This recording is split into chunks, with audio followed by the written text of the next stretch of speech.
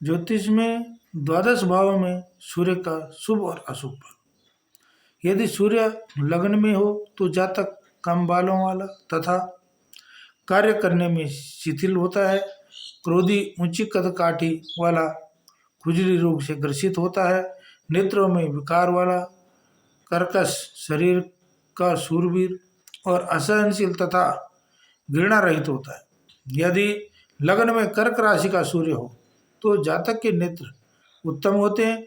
मेष का सूर्य हो तो स्थान भ्रंश, सिंह राशि का सूर्य हो तो रतौंधी का रोगी होता है, तुला राशि का सूर्य हो तो दरिद्री तथा मृत पुत्र वाला होता है। लगन में अशुभ सूर्य के प्रभाव से जातक अपने जीवन में किसी बड़ी दुर्घटना का शिकार होता है तथा उसके सिर में चोट लगती है। बचपन में वह बीमार रहता है, हृदय रोग से ग्रसित रहते हैं। द्वितीय भाव के सूर्य का फल। यदि सूर्य जन्म कुंडली में दूसरे भाव में हो तो जातक धन, पुत्र, वाहन तथा बुद्धि से हीन होता है और सज्जनों से उसकी मित्रता नहीं होती। वह दूसरों के घर में निवास करता है। दूसरे भाव में अशुभ सूर्य के प्रभाव के कारण मुख अथवा नेत्र रोगी होता है और उसके चेहरे पर मुहासे निकल आते हैं एवं गले की खराबी, नाक का अधिक बहना, गले में सूजन एवं मुंह पर झाइयाँ के अलावा कान व दांत के रोगों से ग्रस्त होता है। तृतीय भाव के सूर्य का फल। यदि सूर्य तृतीय भाव में हो तो जातक पराक्रमी, बलवान, गिनती के भाइयों वाला, कभी सम्मानीय, राज्य में सम्मान पाने वाला, अच्छे कर्मों में रुचि रखने वाला, धन वाहन युक्त होता है। लेकिन तीसरे भाव में अशुभ सूर्य के प्रभाव के कारण जातक को अग्नि तथा विष से भय होता है एवं अस्थि टूटने तथा त्वचीय रोग होने की संभावना होती है।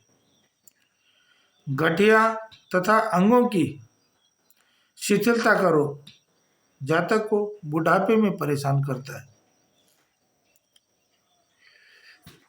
चतुर्थ भाव सूर्य का फल। चतुर्थ भाव में सूर्य हो तो जातक धन, वाहन तथा सुख रहित होता है एवं भाइयों से बैर रखने वाला, पिता को कष्ट पहुंचाने वाला तथा गुप्त विद्या का प्रेमी और अस्थिर प्रवृत्ति का होता है। चौथे भाव में सूर्य के अशुभ प्रभाव के कारण जातक अंगहीन होता है तथा अपने जीवन में उसे किसी बड़ी दुर्घटना का सामना भी करना पड़ता है। पंचम भाव में सूर्य का फल। यदि सूर्य पांचवें भाव में हो तो जातक कम संतान वाला, शुभ कर्मों में से हीन, क्रोधी, पाखंडी, सुख रहित, दूसरों की सेवा करने वाला होता है। पंचम भाव में अशुभ सूर्य के प्रभाव के कारण जातक प्रायः रोगों से ग्रस्त रहता है, अजीर्ण तथा वायु विकार होता है और स्त्री जातक को गर्भपात अथवा प्रथम संतान की हानि होती है। हृदय तथा फेफड़ों संबंधी रोग लगे रहते हैं। छठे भाव में सूर्य का फल। यदि सूर्य छठे भाव में हो तो जातक शत्रुनाशक, तेजस्वी, बलवान, न्यायप्रिय और वीर्यवान, वाहन सुख से युक्त, राज्य मंत्री तथा सुखी रहता है। छठे भाव में सूर्य के अशुभ प्रभाव के कारण मातुल, कष्टकारक तथा प्रायः रोगग्रस्त हो रहता है। यदि यहाँ सूर्य वृश्चिक अथवा कुंभ राशि में का हो तो जातक दम्मा एवं हृदय रोग से पीड़ित रहता है। मिथुन, कन्या अथवा मीन राशि का सूर्य हो तो जातक क्षय रोग अथवा अम्ल विकार से ग्रस्त रहता है। कर्क तथा तुला और मकर राशि का होने पर उदर विकार तथा जोड़ों के दर्द से परेशान रहता है। सप्तम भाव में सूर्य होने से जातक स्वाभिमानी, राज्य से अपमानित, स्त्रियों को प्रताड़ित, प्रसन्न रहने वाला तथा चिंता में डूबा रहता है।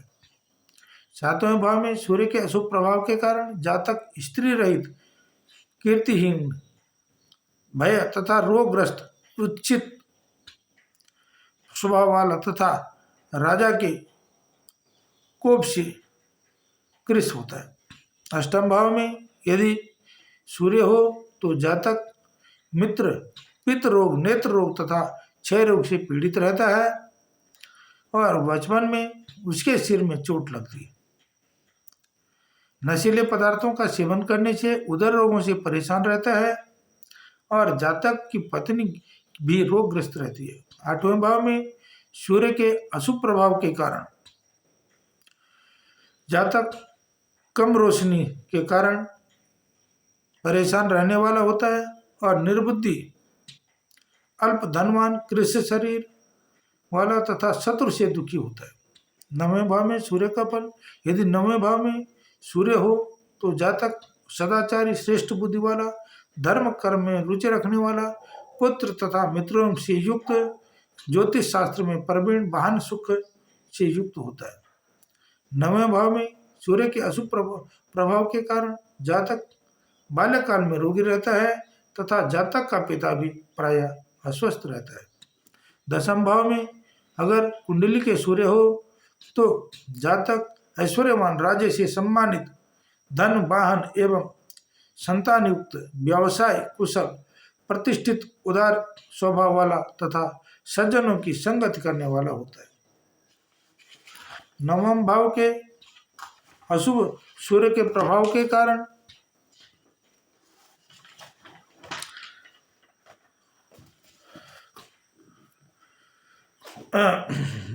जातक बाल्यकाल में रोगी रहता है तथा जातक का पिता भी अस्वस्थ रहता है। यदि जन्म कुंडली में दसम भाव में सूर्य हो तो जातक ऐश्वर्यवान, राज्य से सम्मानित, धन, वाहन, संतान युक्त, व्यवसाय कुशल, प्रतिष्ठित, उदार स्वभाव वाला और सज्जनों से संगठित करने वाला रहता है।